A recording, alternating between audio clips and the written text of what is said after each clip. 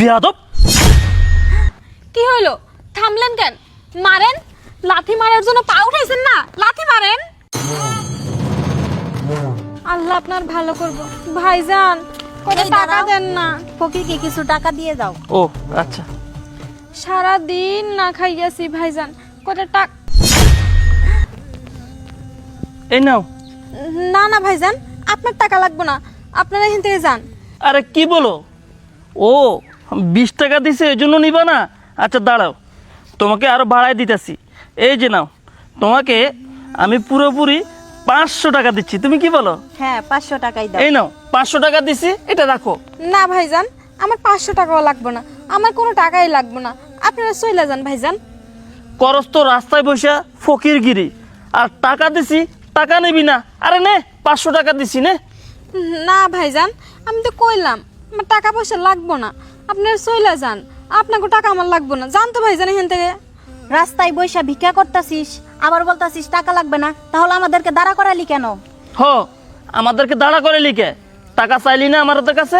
ও মনে হয় 500 টাকাও কম হয়ে গেছে। দাঁড়া, তোকে আরো বাড়াই দিতেছি। এই নে, ব্যাংক থেকে মাত্রই আমি টাকা উঠাই নিয়ে আসছি। এই নে ধর, 1000 টাকা দিছি তোরে, এবার তো খুশি? নে। ভাইজান থামেন আপনি, আপনার কোনো টাকাই আমার লাগবে না, 500 1000 কোনো টাকাই আমি চাই না, আমার অন্য মানুষ ভিক্ষা দিব, আপনারা এখান থেকে যান। আপনাকে মতো বড় লোকদের টাকা আমার লাগবে না ভাইজান। এই তুই হচ্ছে ফকির, ফকির নেই, গরিবকে বড় লোককে সেটা তোর দরকার আছে জানার? তুই ফকির, যে টাকা দিব তার টাকাই তুই নিবি। আমার টাকা এমন কি সমস্যা যে আমার টাকা তুই নিবি না? দেখো ফকির বাচ্চার আবার দেমাগ দেখো, বড় লোকের টাকা নিব না। এই তুই টাকা নিবি না তো তাহলে আমাদের সময় নষ্ট করছিস কে? আমাদেরকে এখানে দাঁড়ায় রাখছিস কে? বল। আমি একটা ইম্পর্টেন্ট কাজে যাচ্ছি আমার স্ত্রীকে নিয়ে, আর তুই আমার সাথে বিয়াদব। কি হইলো? থামলেন কেন? মারেন। লাথি মারার জন্য পা উঠাইছেন না, লাথি মারেন। আরে তো তুমি? এই তুমি মানে, তুমি কি এই ভিখারিকে চিনো? আরে না, তুমি কি বলো? আমি ওর চিনবো কি করে? ও তো ফকির, রাস্তার ফকির। আরে শুনো, ওই যে বিষয়টা আছে না, আরও 2-1 দিন দেখছি ওরে, মানে ও রাস্তার মধ্যে ভিক্ষা করে তো, তাই পরিচিত পরিচিত মনে হয়েছে। এই জন্যই আমি বলছি। আরে তুমি বুঝছো, অন্য কোনো সম্পর্ক না। এই চলো তো। দাঁড়ান, এত তাড়াতাড়ি আমার চেহারা ভুলে গেলেন? বেশি দিন তো হয় নাই, মাত্র 5 বছর হয়েছে। সেই 5 বছর আগে আমার বিয়ে করে রেখে যে প্রবাসে গেলেন, 5 বছর ধরে কোনো খোঁজ খবর নিলেন না।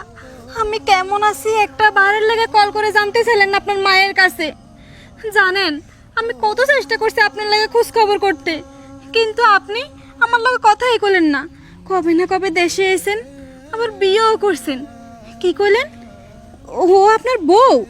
বউরে লইয়া ঘুরতে চাইতেছেন? তাহলে আমি কে? মানে কি সাজ্জাদ, এই মেয়েটা সব কি বলতাছে? ও তোমার বউ মানে?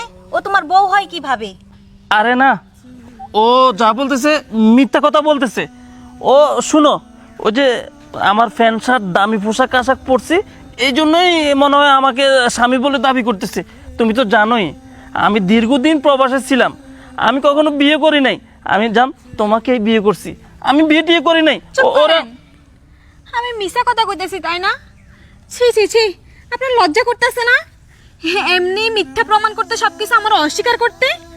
আরে আপনি তো আমার ভালোবাসা বিয়ে করছিলেন, আপনি আমারে প্রবাস যাওয়ার সময় কথা দিয়ে গেছিলেন আমি সব সময় তোমার খোঁজ খবর নেবো, তোমারে কখনো কোনো কিছুর অভাব বুঝতে দিব না। কিন্তু প্রবাসে যাওয়ার পর থেকে আপনি একটা বার কোনো কল দেন নাই।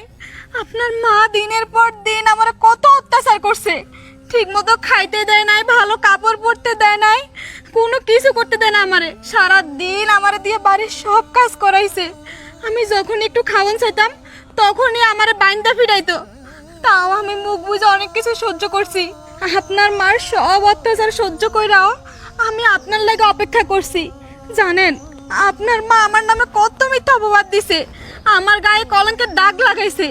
আমি নাকি আপনারে রাইখা পর পুরুষের লাগে সম্পর্ক করে রাত কাটাই, কিন্তু নাউজুবিল্লাহ, আমি তো কখনো এগুলো ভাবতেও পারি না। আমি তো আপনারে ভালোবাসি। জানেন আমি যখন এগুলোর প্রতিবাদ করতে গেছিলাম তখন আপনার মা এলাকার সবাইরে ডাইকায় না আমার অপমান কইরা মিথ্যা অপবাদ দিয়া বাড়ি থেকে দূর দূর করে তাড়াই দিছে। আর সেই দিন থেকে আমি রাস্তায় বসে ভিক্ষা করি।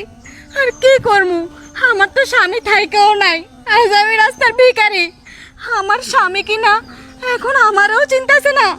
হায় আল্লাহ, এই দিন যে আমার দেখতে হইব এটা আমি কখনো ভাবতেও পারি নাই। কি হলো সাজ্জাদ, তুমি চুপ করে আছো কেন? জবাব দাও, বলো এই মেয়েটিকে। এই মেয়েটি যা বলতাছে মনে হচ্ছে সবকিছু সত্যি বলতাছে। হ্যাঁ, ও যা বলতেছে সব কিছুই সত্যি। ও আমার বিয়ে করা স্ত্রী। আমি গত 5 বছর আগে ওরে বিয়ে করছিলাম।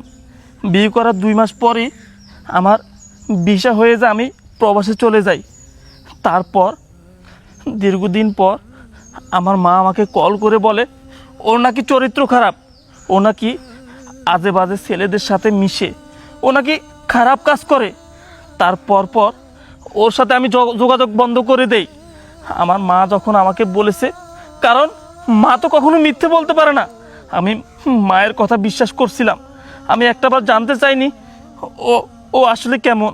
তারপরে ফেসবুকে তোমার সাথে আমার সম্পর্ক হয়।